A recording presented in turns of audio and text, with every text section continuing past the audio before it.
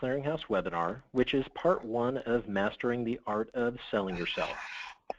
Today's presenters are Assistant Chief Deanna Cantrell and Commander David Hagar from the Mesa, Arizona Police Department. Chief Cantrell has been with the Mesa Police Department for 20 years and currently serves as the Assistant Chief of the Administrative Services Bureau, where she oversees fiscal, police information technology, communications, records, and the forensics lab. Commander Hagar attended Arizona State University, where he received a bachelor's degree in business administration and a master of public administration. He has worked for the Mesa Police Department for over 18 years and has worked for the City of Mesa for 23. This webinar is designed to help both civilian and sworn personnel understand the dynamics and competitive nature of the law enforcement profession and why officers should plan ahead for promotions or transfer processes for specialty positions. It is the intent of this webinar series to provide a comprehensive model to establish the importance of creating a personal brand long before the process starts. The instructors will expand on a number of socioeconomic factors such as gender roles and how they may be viewed within an organization. Now, before we begin, I wanted to briefly share with you some information about the Justice Clearinghouse. The Clearinghouse is a peer-to-peer educational program for justice professionals launched just over 1 year ago. We like to think of the Justice Clearinghouse as a year-round virtual conference in which our audience and members receive timely and relevant information from the field on justice-related topics. While our events are free to attend, our members receive 24/7 access to our entire video library of webinar recordings and are also able to receive certificates of attendance that may be used when seeking continued education credits. If you're not currently a member, I invite you to join today and support the work that we're doing. And finally, the last thing that I'd like to address with everyone is some basic housekeeping items. First, this event is being recorded and is scheduled to last between 45 and 60 minutes. The webinar will be available later today on the Justice Clearinghouse website for members. Second, this is a listen-only event, but you can type any questions you have throughout the presentation through the webinar tool. At the conclusion of the formal presentation, we'll address as many questions as possible. And finally, after today's webinar, we'll issue a follow-up survey, and we ask that you complete it. Your feedback will help us improve our presentations and shape our future schedule of events. And with that, thank you again for attending, and let's go ahead and get started with today's session. Chief Cantrell. Good morning, everyone, and thank you for joining us. Dave and I put this presentation together a while back because we wanted to help folks be able to present better during oral board processes or during promotional processes, so hopefully you'll enjoy that. I think between us, I know I counted it up last night, and I've tested for about 17, I've been through about 17 different oral board processes between promotion processes and specialty assignments. And I think, Dave? Probably 15 or 16 between specialization and promotional testing. And so all of you have been through them as well, and so hopefully this will help you just get better at it. So, go ahead. So what we want to avoid is this look right here. I can't ask you how many of you have dogs, but I would imagine statistically a lot of you do have dogs, and you've probably had your dog give you that look before. And the reason that they're giving you that look, as you well know, is because they have no idea what you're talking about. They don't speak English. And so much of our communication and some of what we're going to talk about is about how you communicate and not the words that you say. People care so much more about how you communicate with them and how you say what it is you're saying than they do the words that come out of your mouth. Statistically, people really only pay attention to about 7% of the words that you actually use when they care so much more about your body language, your voice, your tone, your pitch, your pace, your volume, your hand gestures, those types of things in your communication style. So, you know, talking to your dog, if you say, you're such a dumb dog, you know they're wagging their tail and they're so happy because of your tone, because they don't really care what words you're using. So for those of you that have seen that look during a oral board presentation or during a time when you've been testing for a specialty assignment, that's what we want to avoid. That's what we don't want people doing. We don't want your oral board assessors to be starting to engage in disengaging behaviors while you're talking to them. And I know Certainly I have seen this look myself during a couple of my processes, and it doesn't feel good. So that's what we want to definitely try to avoid. So let's start out by talking about who are the players that are involved. Well, you have the leader, who is the person that's going to be deciding who gets promoted or who gets the specialty assignment, and we'll talk about their role. And then you have assessors, which many of you may have been assessors on boards so far. And then, of course, we have a candidate. And all of us have been a candidate at least once because you've been hired by somebody at some point. And so, so let's start with the leader. The leader is looking for the person with the best fit. They want someone that's going to fit the area that they're testing for or the organization. And fit has a lot to do, it doesn't have everything to do with knowledge, skills, and abilities, the KSAs, but it also has to do with your personality and how do you fit with the organization in that way, because that's equally important as the knowledge, skills, and abilities you bring to the table. So from an assessor standpoint, there's a lot of things that you're going to learn as an assessor. For those of you that have been assessors on boards, you know that you've seen some people come in who have absolutely blown that board away and who have presented themselves in such a manner that you take it away and you say, man, if I ever get asked that question, or when I walk in the room, I want to be like that person. So you definitely get good things. So if you haven't been an assessor and you are going to test for some future assignments or promotions, I would tell you to definitely take advantage of that. If you have an opportunity to be an assessor on a board, you absolutely should do that, because you will learn not only good things that you see, but you'll also learn what I like to call the 3 levels of no. And the first one is just no. When someone walks in, you're like, ooh, they should not have said that. And then you have the no, no, no, no, no. Like you're thinking, oh, please don't go down that road. That's a terrible road to go down. And then, of course, you have the worst level of no, which is hell no. They did not just say that. And we've all seen that and experienced that. Hopefully, we haven't been the person doing that. I know personally I have been. I was taking an oral board. I was in an oral board for sergeant testing, and one of the questions had to do with a bomb threat at a high school. And so I started answering the question, and I had kids at the time that were in high school. And so, of course, when we found the bomb, I thought, well, heck, I don't want those kids coming home because then I'll have to deal with them. So I'm just going to send those kids back to school. Well, that was a terrible answer. And immediately the board started engaging in that disengaging behavior. They put their pencils down. They started giving me that look like your dog looks at you when they have no idea what you're talking about. They started picking at their clothes. They started putting their hand around their face. And so I thought, oh my gosh, I've gone the wrong direction. I just did a oh hell no. And so immediately I said, well, I just want to give you an example of what a different sergeant might do. But what I would do, and then I went a whole different direction. It was terrible. I did a terrible job on it. I ended up passing the oral board, but I didn't do very well. So you as a candidate, so as an assessor, we're going to talk about that, about what your job is. And all of you that have been assessors, you know that you do not want people to fail. When people walk in that oral board presentation, you want them to be successful. And so when you're a candidate, I want you to remember that. When you're walking in as a candidate, look at those assessors and know they want me to be successful. And that will help you get through some of that nervousness, hopefully. So as a candidate, really your only job as a candidate is to be the best. You want to walk out of that board and leave that board no option but to make you #1 on that list. And the way that you do that is by preparation. The more prepared you are, the better you will do, just hands down.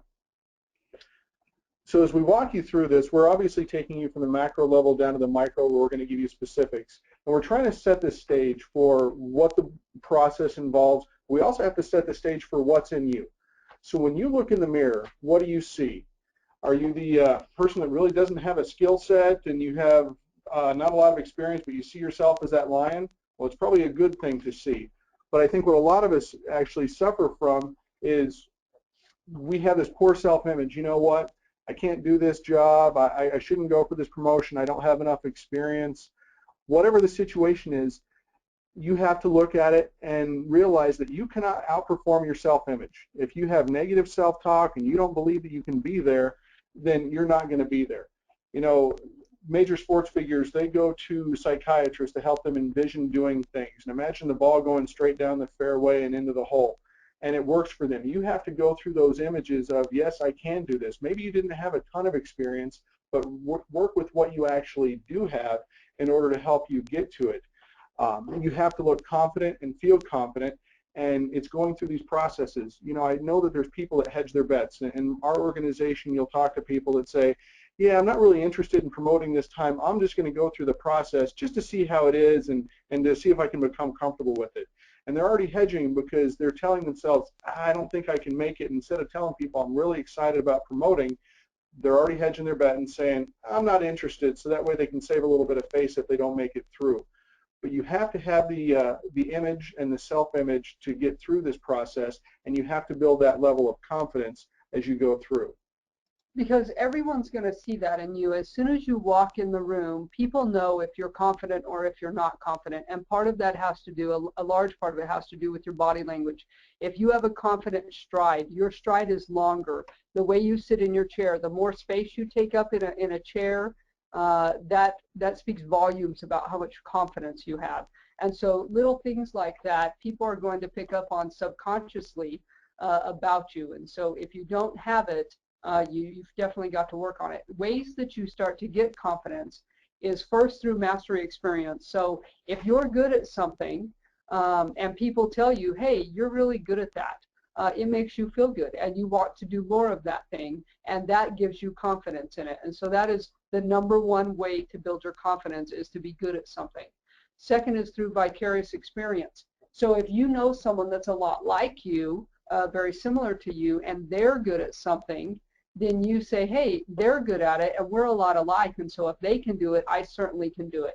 I know when I've promoted in the past, I've seen some folks that were higher ranked than me, and I've thought, boy, if they can do that job and be successful at it, I certainly would be able to do that. And so that helps you get some confidence.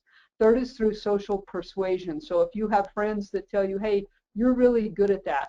Maybe you didn't realize you were good at it. Maybe it's something you didn't even know you were doing, but it's good when people tell you that. So remember that if you see somebody doing something well, let them know that they're doing it well, because you're going to help to build their confidence, and then hopefully that favor will be returned to you when you're doing something well. So social persuasion is a big deal. And last is your emotional status, and that really has to do with internally how you feel about yourself.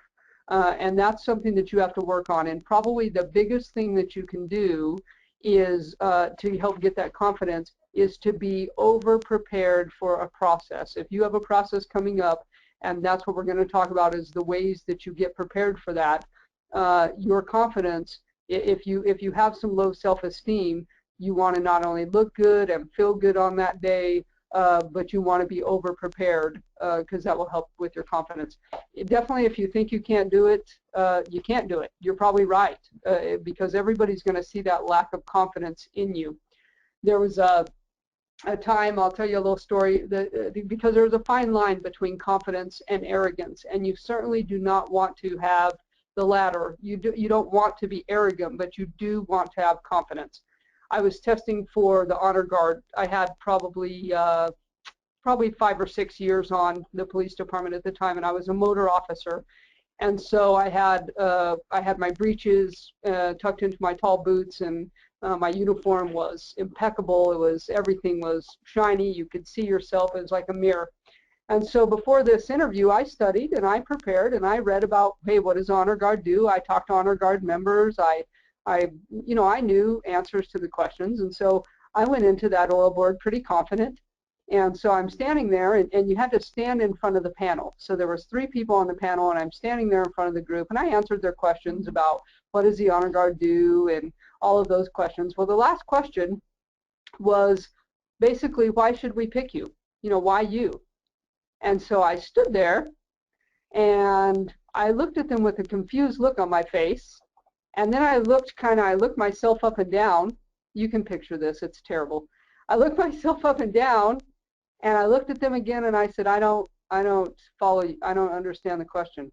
And so they said, why, why should we pick you? Why are you the best candidate? And so again, I started to look myself up and down. I even took my hands so far as to kind of to run them almost up and down from my legs, to my shoulder, up and down, like, duh, why, and finally I did put the icing on the cake and I said, because I make this uniform look good. I literally did say those words, and I did not think anything was wrong with it, which was such a problem, and I really didn't even realize that it was terrible until probably 5 or 6 years ago. That was my level of arrogance, I would say. And so I went way beyond confidence. When I walked out of the room, people were like, how'd you do? I was like, oh, I killed it. I knocked that thing out of the park. I'm totally on. I'm on the honor guard. I didn't get picked. It doesn't surprise any of you that I did not get picked for the honor guard because I was arrogant. And so you want to be confident. You want to feel like you're the best, but you definitely don't want to cross that line into the arrogance role. The next part we're going to talk about, and we're going to refer back to this throughout today and throughout tomorrow's webinar, is what is your brand? When we started an agency, it doesn't matter what position we are, if it's the first day of training to be a 911 operator or a dispatcher, you start to develop your brand. Is this person ethical? Do they study hard? Do they know what they're doing? And you build on that as you go. Now we look at Lance Armstrong up here, and most people think of what his brand was prior to this, but did his brand change? Heck yeah, his brand totally changed. We have it defined, the ongoing process of establishing a prescribed image or impression. And if you guys think in your mind about people in your organization, there's some people out there with pretty strong brands. Chief Cantrell, she's changed her brand over the year, and that story that came out from the Honor Guard story was the fact that she had a little bit more of an ego before, and she's kind of changed that. So you can change your brand over time, but you have to be careful with that, and it takes a lot to change it, because we think about Lance now, he doesn't have a lot of support for what he's doing. And your brand started years ago, so don't take this as a negative thing. You can start to change it. But we also have people in our organizations that we know that change their brand for that short period of time. They say a leopard can't change its spots. And you can't just change for the short term. And if you're a micromanager and you're on top of everybody and have unrealistic deadlines, and you realize, ooh, that doesn't go well with my organization, and this may hurt me in a promotional process, if you change it for a few months and you change back, now you have set that brand.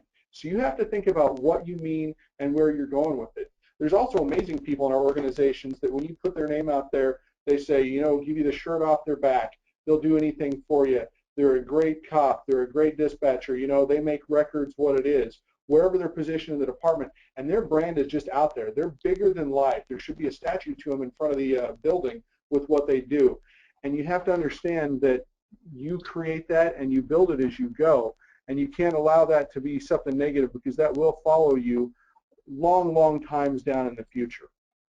So keep that in mind as we go through and understand what your brand is and how you can make that work. And just know that do an honest assessment of yourself. I know several years ago when I did have to start changing some of my brand, I met with some folks that I knew I had pissed off, that I knew I had wronged, and I asked them what they thought of my leadership style, my interpersonal skills, my so on and so forth, and I got honest feedback from them. And then I took it personal.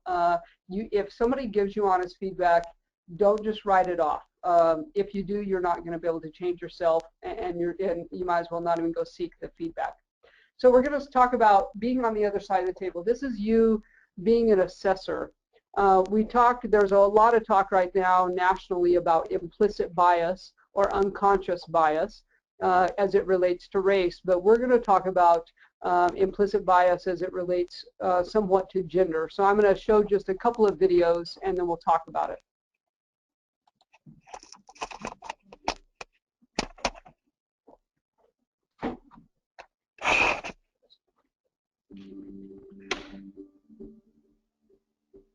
Hi, Erin. Hi. Okay, so I'm going to just give you some actions to do. And just do the first thing that comes to mind. Show me what it looks like to run like a girl. My hair.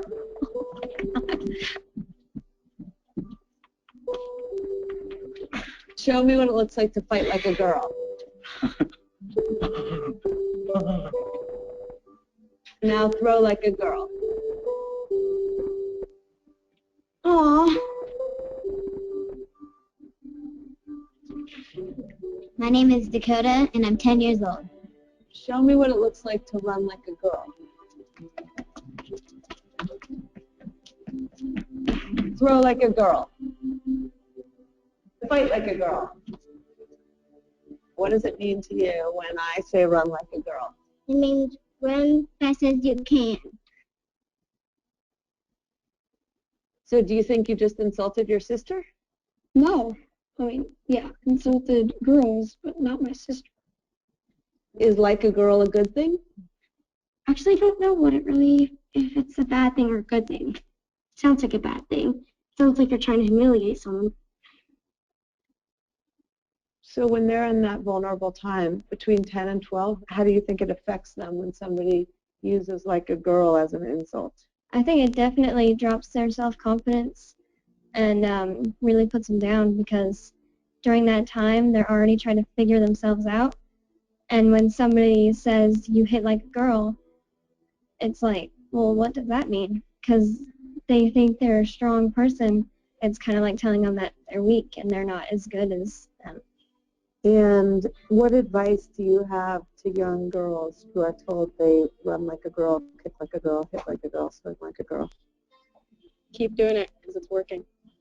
If somebody else says that running like a girl or kicking like a girl or shooting like a girl is something that you shouldn't be doing, that's their problem. Because if you're still scoring and you're still getting to the ball in time and you're still being first, you're doing it right. It doesn't matter what they say. I mean, yes, I kick like a girl and I swim like a girl and I walk like a girl and I wake up in the morning like a girl because I am a girl. And that's not something that I should be ashamed of. So I'm going to do it anyway. That's what they should do. If I asked you to run like a girl now, would you do it differently? I would run like myself. Would you like a chance to redo it?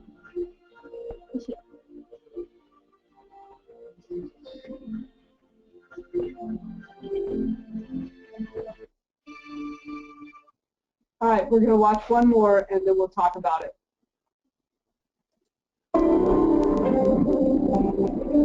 All around me are familiar faces, worn out places, worn out faces, bright and early for their daily races, going nowhere, going nowhere. And the tears are filling up their glasses, no expression, no expression. Back my head on my drawn sidewalk, no tomorrow. I find it kind of funny, I find it kind of sad. The dreams you wish on dying are the best I ever had. I find it hard to tell you, I find it hard to take. Okay, so I show those two videos because I do like to talk about gender and about some of the implicit biases that we have. So I'm going to talk about some research that's been done. We'll start with little kids. So think about, for those of you that have kids, when little boys and girls are young, little boys have what's considered a very wide gender lane, or I mean a very narrow gender lane, I'm sorry.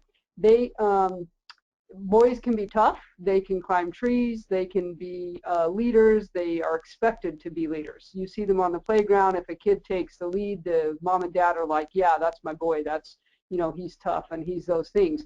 But conversely, if a little boy likes to play with dolls or wants to have a dollhouse or wants to be sensitive and doesn't want to be tough, that's looked at very negatively, and we have a very negative connotation. If I could ask all of you, what do you call a boy that is sensitive? The negative connotation that I usually get from a group is the word sissy. And people don't say it very loud. They say it very quietly because they know it's such a negative connotation for little boys that don't fit their gender role. On the other side of the spectrum, you have little girls whose gender lane is actually very wide when they're young, because they can be leaders, they can be tough, You see, you ask a dad, hey, is that your girl on the soccer team? Yeah, she's tough. She's the fastest. She's the best goal scorer. She's this or that. And so they can both be tough and they can be sensitive. So they really do have a wide gender lane. But as we get older, it switches. And so men, as adults in the working place, are allowed to have much more latitude than women as far as that gender lane goes. They can be tough. They can be the boss. They can be persuasive. They can be those things, aggressive. But they can also be sensitive, and they're praised for being sensitive. They're praised for being friends, for building friendships, for those kinds of things. And so, so men's gender lane as they get older widens, and women's unfortunately narrows, because women, as we get older, for some reason in the workplace, people expect women to be more nurturing and fit some of those older stereotypical gender roles.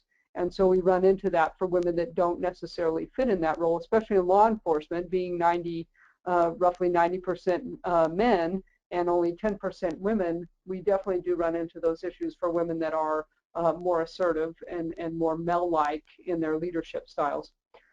So that's the thing about gender lanes. So just in general, men typically, it's acceptable for men to just have friendliness, but not necessarily build friendships. Where women, if I were to go try to get something accomplished, I'm expected to come in the room, and I can't just say, hey, and drop something on my admin staff's desk and say, hey, can you get this to me by 2 o'clock this afternoon? I would never get it done. I have to come in and say, hey, how was your weekend, and how was this, and how are you doing, and have a brief conversation with my admin staff prior to saying, hey, do you mind getting this to me by 2? So there's definitely a difference between what men and women can get away with there. Men typically speak in a very declamatory voice. They claim it. They own it. They speak as if it's truth, as if it's fact. Where women typically will phrase, I watch it in meetings all of the time, where women will phrase their answer as a question. Even though they know the answer and they know that what they're saying is fact, they will use a hedger, and they'll phrase it as a question or something to leave themselves an out. Men are, it's much more acceptable for men to be able to interrupt during meetings, where women typically, and next time you're in a meeting, I would say just really watch the dynamics of men and women in meetings, and you'll start to see some of this. Women typically will wait their turn. Now, for those women that don't fall within that gender role and have, and may interrupt and may speak in a declamatory voice and those kinds of things, sometimes we will start to judge them. Men, MSU is making shit up. Men typically, I watch it all the time, are okay with sometimes making shit up, where women will typically avoid inaccurate information. Men also use something called verbal bantering. It's how they build friendships and build relationships with each other. When you think about little boys on the playground, well, and actually I watched this the other day at work. A guy came to work, and a friend of mine, two males were talking to each other, and one said to the other, hey, Bill, it looks like you got that shirt out of the dirty clothes hamper. And they kind of started laughing, and so that was their verbal bantering. Like little boys on a playground might say, hey, Tommy, you look like a toad today, haha, and they all laugh, and it's funny, and that's how they become friends. And that's how you know you're one of them. That's how you know you're accepted by the group. But imagine little girls, if a little girl came to the playground and somebody said, hey, Sally, you look like a toad today. Other little girls would be like, what? And Sally would start crying, and and then you would totally be not accepted. So women with verbal bantering, it just doesn't work. And I watched a female try to engage in verbal bantering the other day, and she was not successful at it. She felt miserably at it, and it bothered her. Several hours later, she came to me and said, do you think I hurt so-and-so's feelings? And I said, no, I don't even think that he remembers anything about it, quite frankly, because it just probably rolled off his back. So the way that we deal with things is very different. Men typically, when they're successful, they point in and they give themselves the credit. Women, when they're successful, they typically point out to outside influences. Men, when they fail, they point out. They say, well, it was a poorly written test, it was a bad process, it was this or that. Where women typically will point at themselves and say, I didn't do well because I didn't study hard enough, or I didn't do this.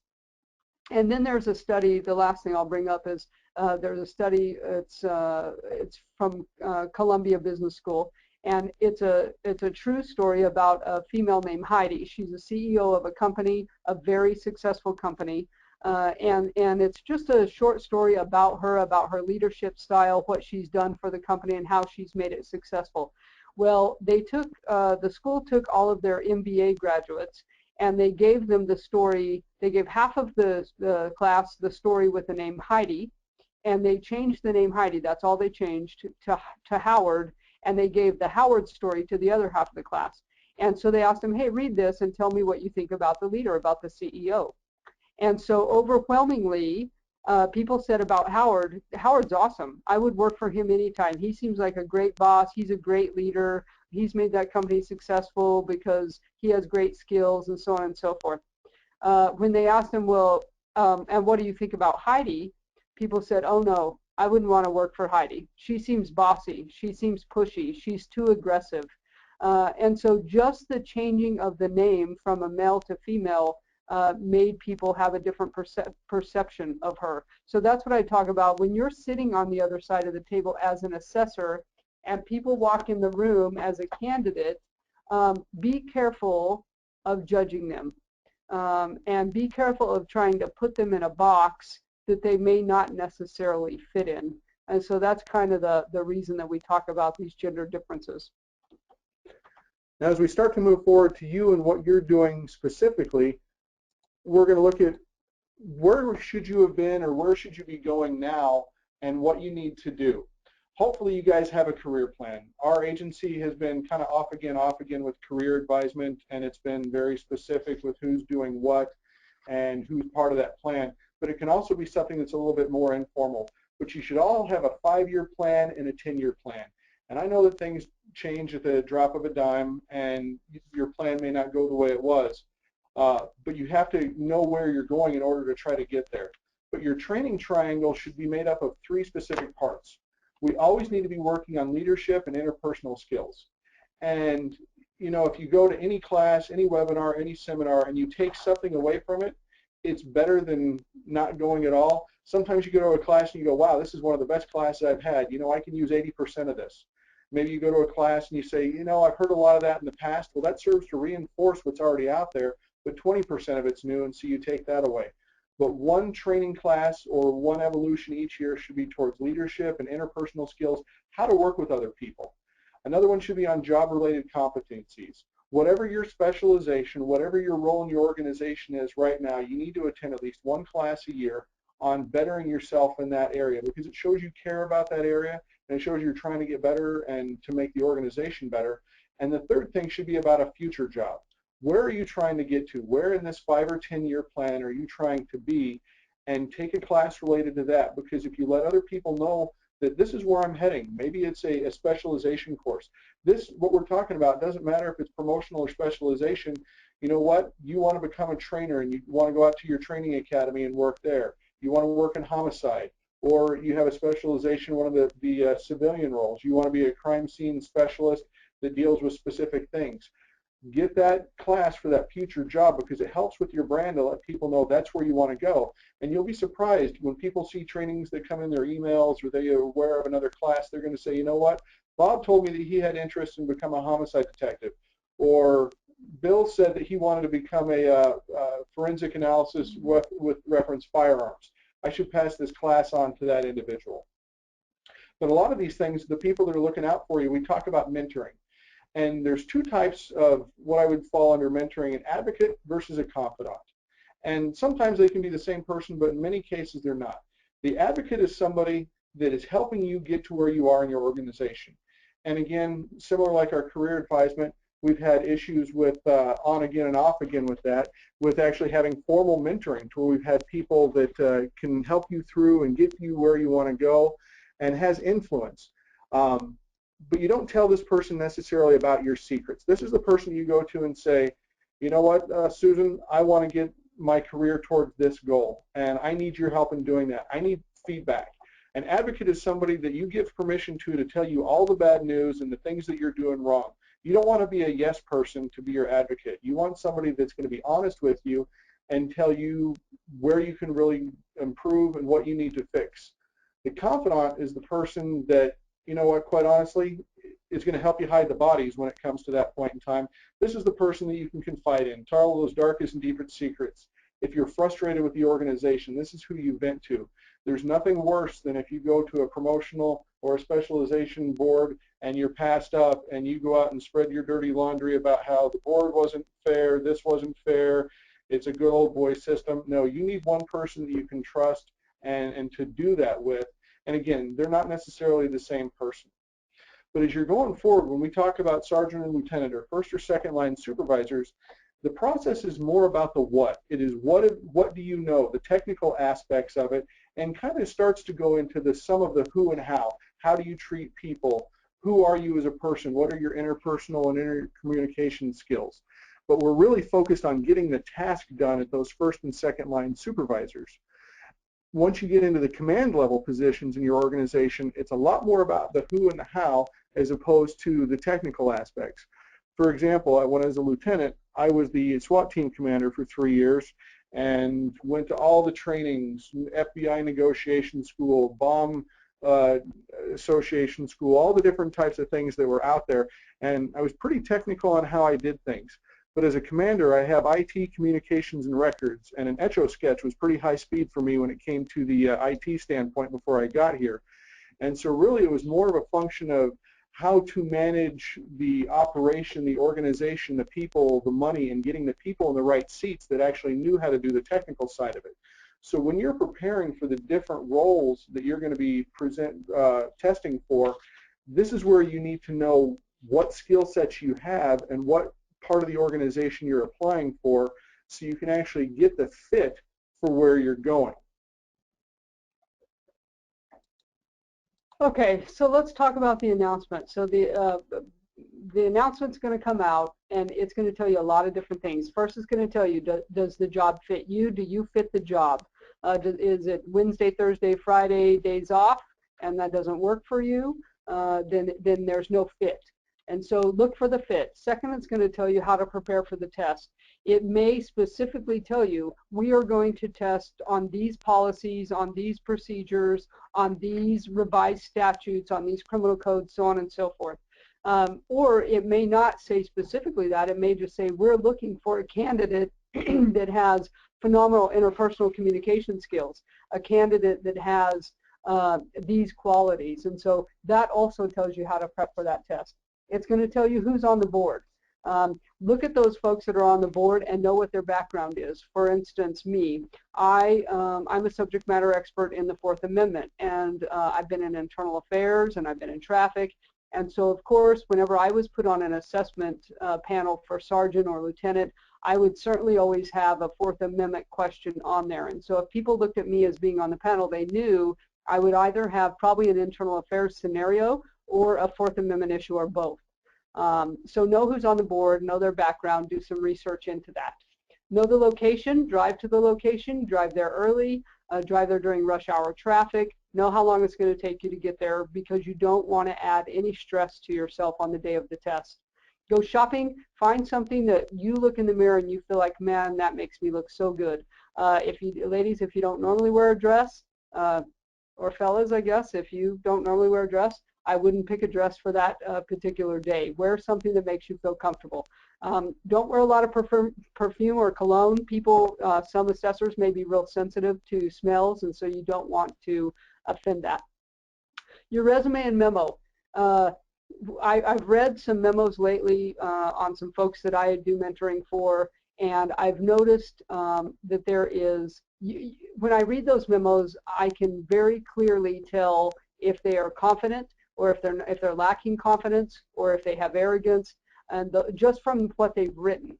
I've noticed in a lot of folks that they've been using passive language and hedgers, and by that, I read one the other day, a memo that somebody put in for a specialty assignment, and she said something like, I went to this training, and this training afforded me the opportunity to do this. The training didn't afford her the opportunity. She put herself in that position. She needs to take credit for it. And so I talked to her about not using passive language. I'm going to show a video, a not sorry video, which does talk about just because it speaks volumes about having a lack of confidence. Oops. Try that again.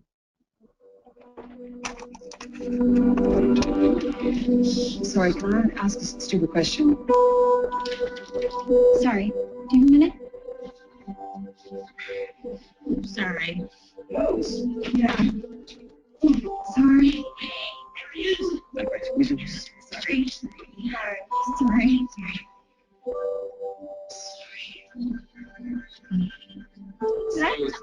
Sorry, you go first.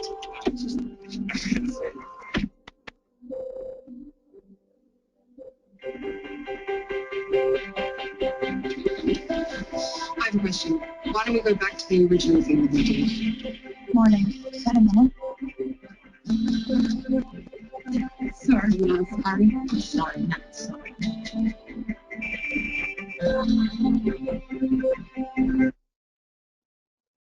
Okay, so I just show that because, and pay attention to this. Whenever you're just walking around, pay attention to how much people actually say sorry when there's really no reason to say sorry for something that you haven't really done wrong. So that really has to go a lot with confidence. The last thing on here is about the Scouts Creed and the MBA study. So, and this goes back to our unconscious biases. I don't know how many of you know the Boy Scouts Creed and the Girl Scouts Creed, but the Boy Scouts starts out with, "On my honor, I will do ABC." The Girl Scouts Creed starts out with, "On my honor, I will try to do ABC." And so from very young ages, sometimes young girls are told, "Oh, it's okay, honey. You don't have to actually succeed. You just need to try hard. And as long as you try hard, you're good." And so, you know, that gets embedded sometimes in young women, and it comes across with the passive language and hedgers and the saying sorry and those kinds of things.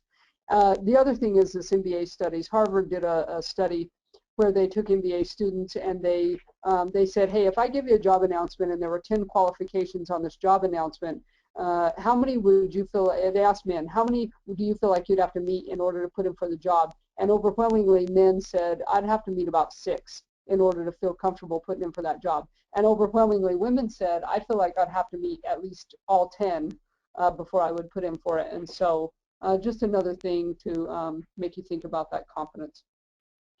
We're going to start to talk a little bit about some of the boards and things, and we're going to get into some more details when we do the second half. But there's the technical board that is out there, and these are when it's a scenario-based or it's the specific question. You're the only supervisor on duty, and X, Y, and Z happens. What do you do? And this is kind of the choose your own adventure and whether you're getting there right or wrong. A panel board, when it's multiple people and it's a broad spectrum of questions. And these actually can throw you a little bit because it may start out as a tactical question, then it's something about community health, then it's something about how do you hold people accountable to how you help out with the employees or a specific policy question. And these you really have to be prepared for and keep your mind open and take some time.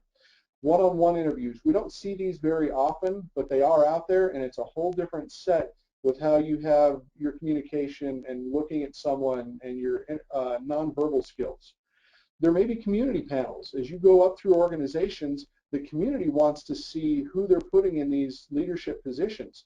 So you're going to have diversity issues, community policing, community projects, and what you know there. An employee and an executive panel. You can ask the same question in each one of those, and your answers are going to be completely different. And you have to know who you're looking at. For example, let's say there's a crime reduction question. How are you going to reduce crime? Well, employees want to know what's going to make their jobs better, what's going to make their jobs easier. For the frontline officer, they want to know that, hey, you know what, if we're going to make a lot of arrests and we're going to focus on felonies and warrants, they may not be committing crime, so I'm not going to have to take as many reports as a result of that. Your citizen or your business panel may hear that, you know, by reducing crime, you're going to increase housing values. You're going to be able to attract more companies because the crime's lower and companies are going to have a greater pool for employees to help with their companies. An executive panel may want to hear an answer about how it relates to the long-term goals of the organization, the 3 C's, you know, your community, the citizens, and the cops, and the cops include that executive panel. So think about the three different C's that you have when you're answering any of these questions. You walk into an employee panel, they say, why do you want this next promotion? And you look at them and say, I want this promotion because it's a stepping stone to be chief, and I'm going to be chief around here someday. The employees are really not looking to hear that type of an answer from you and where you're going. But when we talk about community panels, community is really important. And, you know, obviously we live in a very interesting time right now. If you open up CNN, there's on-body camera footage of police interactions with various people. There's unrest and some lack of trust in our law enforcement agencies. And let's say you're going to another position, you're actually applying for another agency somewhere. You need to know facts about the community, not just some little details here and there, but know what some of the facts are, what their crime patterns are. What's their tax revenue come from? Is this a resort community? Is this a college town? What's going on? What does the community want from you? Because we're very responsive to the community. You know, one of my mentors became a chief in the Northwest, and for the year and a half before he tested with this agency, he started receiving the newspaper. So he read editorials, he read the basic news that was going out there, and he was well aware of what the community wanted from their police department. Know the socioeconomic background and any of the community concerns. If there's some trigger events that have happened in this community, and this is also in your own area, if you're going from one specialty to another, or you're going from a promotional standpoint, and you've recently had an incident with an officer and maybe some racial, ethnic background issues with that, know what those are and know who your contacts are so you can address those issues. But be involved long before you intend to promote, because if you just start attending some of the community meetings and it's mere weeks before the promotion starts, that's going to be part of your brand, that you weren't really embedded and you weren't involved in the community prior to that, and it's going to create some problems for you.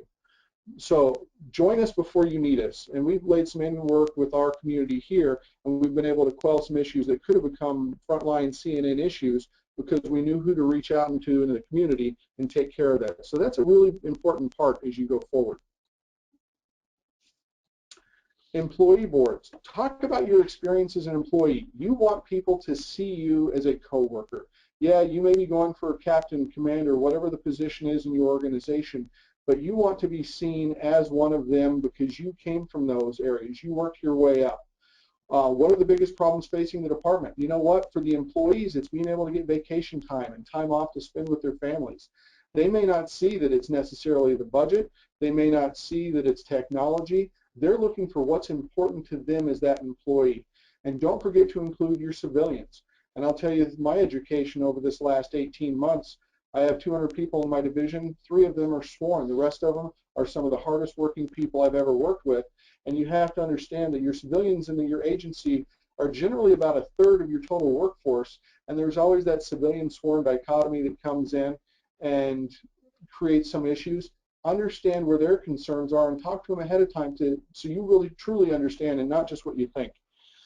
Employees want to know that somebody that's going to be a supervisor actually has their best interests at heart. And when we talk about accountability and discipline, there's kind of a fear that somebody's out to get them, that they're going to put a feather in their cap by doing an internal affairs complaint or getting somebody fired. And so be cognizant of that.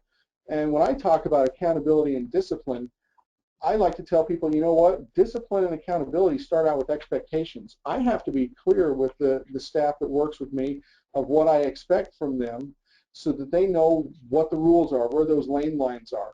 And if I ever accept less than what I expected, that becomes my new level of expectation. But if I come in and try to discipline an employee and I never told them what I expected, that's on me, that's my fault. So when you're talking through these boards, make sure you're looking from the perspective of the people that are answering it. How are you going to make the officers, the frontline employees' lives better within the organization? And if you have an association or a union, talk with them beforehand so that you can make sure that you understand what their needs and their goals are so you can make do with what they need. Okay, so we're getting pretty close to wrapping up. We have a couple slides left. Go ahead. In talking about an executive board, so if you're going to have an executive panel or you're going to interview for an executive board, their questions are going to be very different. They're going to be behavioral type questions. They want to know, what have you done? Not just what do you think about this, but what have you done? And so if I have to answer a question to an executive board, I answer it 3 ways. First, I answer that question philosophically. Here's philosophically what I think, and then I answer it with here is what I have done, and then I answer it with here's what I will do in the future. And so if you're, especially to an executive panel, you want to cover all 3 of those areas. Philosophically, here's what I think, here's what I've done, and here's what I'll continue to do. So questions they're going to ask you are things like, talk about your experience with the budget. Explain how you have reduced, or explain how you have increased morale in an area that you've led. Things like that. So go ahead. So if I were going to ask Deanna a question, tell me about a time that you've developed an effective team to accomplish a mission. So that's a behavioral type question. So I would start with philosophically. I would say building a team, building an effective team has to do with building trust with one another. And I'm not talking about simple trust. I'm talking about vulnerable trust, the kind of trust where I can say, hey, I need help, or hey, I screwed up, and know that I'm not going to be overly judged or judged unjustly. That's the kind of trust that has to be built between folks in order to really build an effective team. So now I've hit that philosophically very quickly. I may get into it longer in a real answer, but philosophically I've started to hit on what I think of how you build an effective team. So then I would get into how I built one. So you have to have examples pre-planned. You have to be ready for those kinds of questions and have those scenarios already in your mind. So I would say I took command over special operations a couple of years ago, and I realized right away that I was viewed a bit as an outsider because I hadn't been on the SWAT team. I had some experience with a tactical background, but I hadn't been on the SWAT team. And so realizing that, I immediately began by meeting with my staff, my lieutenants, my team leaders, and we went to lunch and we started to build a relationship. Relationships are two-way streets. And then I would start to interweave in trust. I would start to interweave in my philosophy, and then I would go on to what I'm continuing to do and what I will continue to do in the future. So keep that in mind when you're answering a question to an executive board and trying to get all 3 of those things in. We're going to wrap it up right here, and then we'll do part 2 tomorrow. We'll answer a few more questions tomorrow, but we want to give time to be able to answer some questions if you have any. Great. Thank you both. That was an outstanding presentation. We do have several questions, and I encourage people in the audience to submit additional questions. Our first question relates to books that deal with police promotion. What role should those books play? What role can they play in helping you to prepare for a promotion board? So we're going to get into some of that tomorrow about some of the research that you should do, which includes internet research with PERF, with NIJ, with IACP, all of those government organizations, and because they have incredible research that they've done. And the beauty about reading, Dave and I were talking yesterday about being well read, the beauty of that is because you can read very shortly and become knowledgeable about something where somebody else did all that research for you. And so yes, leadership books, and we'll give some examples tomorrow of the books that we've read and that I would certainly recommend, and then also many of the websites and other areas that you need to research before you test. Great. Thank you so much. This next question deals with gender lane differences. As a candidate, what can we do to try to overcome gender lane influence in the assessment board? Well, so I'll tell you right now, I certainly don't fall within, and anybody that's listening that knows me knows that I don't fall within the typical gender lane that I'm supposed to. I'm very assertive. I'm outspoken. I like my opinion to be known. I'm confident.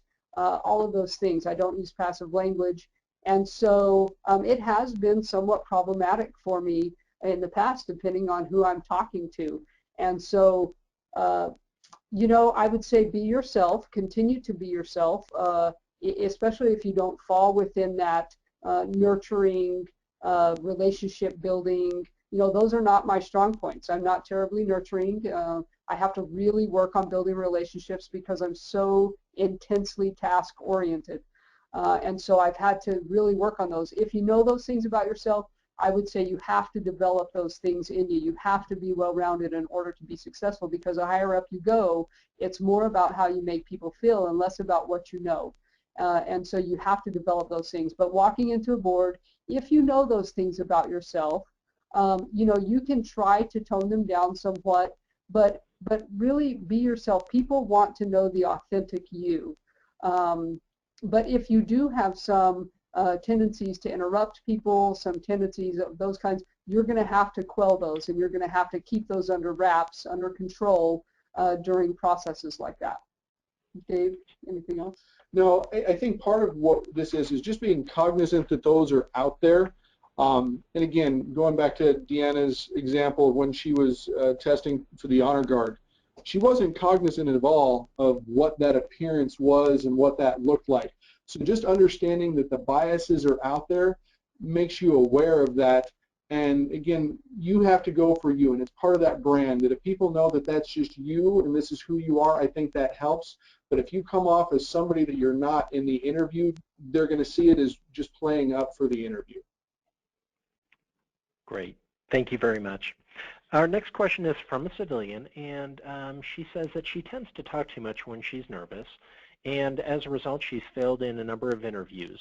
Do you have suggestions on how she can overcome this issue? Yeah, most definitely. I will tell you that when I get nervous, I talk really fast. I tell jokes. Some of them aren't always appropriate. The best thing that you can do is practice and videotape.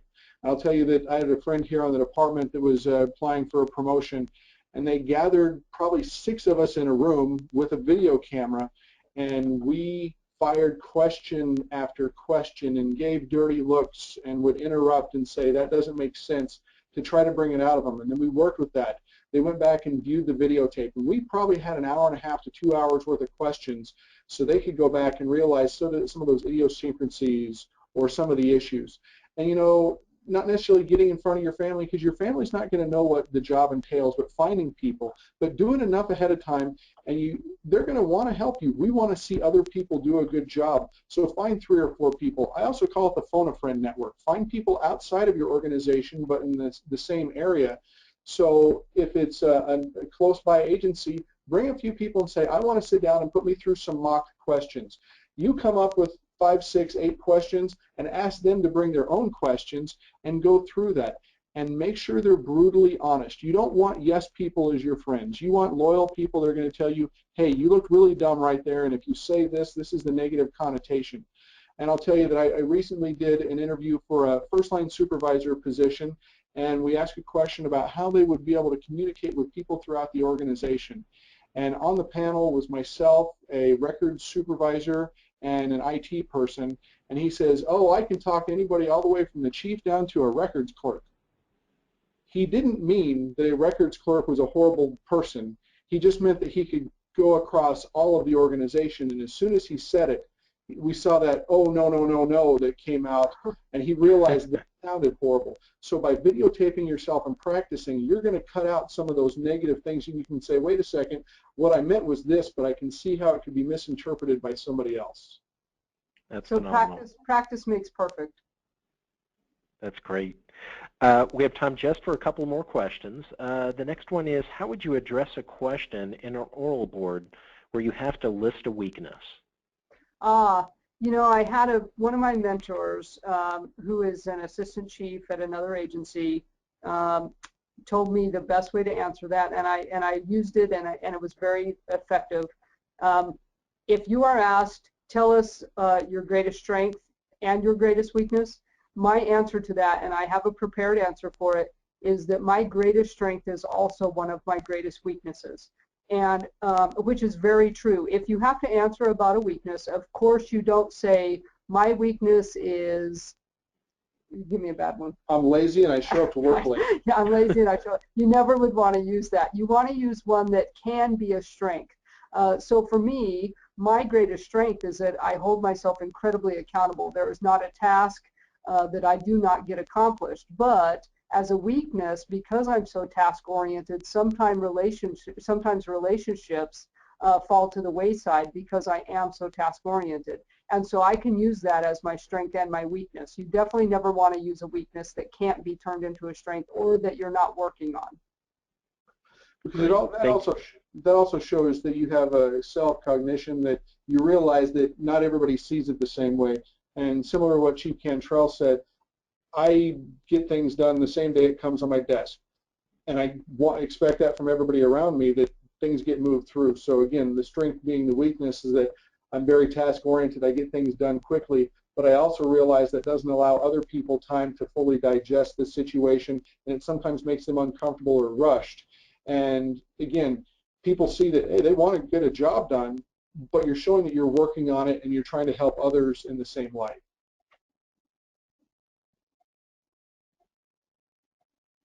Did we lose you, Aaron?